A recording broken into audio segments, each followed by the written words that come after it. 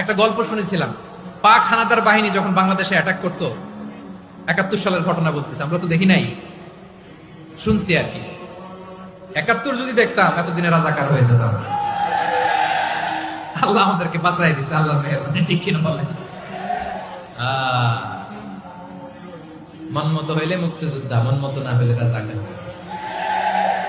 কত কিছু দেখলাম এই শাহবাগের বুকে। আল্লাহ, ৭১ সালে দেখি নাই, আমরা শুনেছি।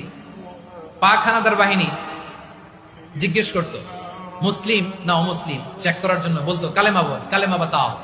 তো যারা কালেমা বলতে পারতো পাকিস্তানি বাহিনী নাকি ওদেরকে ছেড়ে দিত, শুনেছি। তো একজনকে, এক বাঙালিরে পেয়ে তার মাথার মধ্যে বন্দুকর নল ধরে বলতেছে কালেমা বল সালে, কালেমা বাতা, কালেমা বল। তো ভয়ের চোটে এই দোয়া পড়া শুরু করছে। ও পড়তেছে লা ইলাহা ইল্লা আনতা সুবহানাকা ইন্নী কুনতু মিনাজ জালিমিন।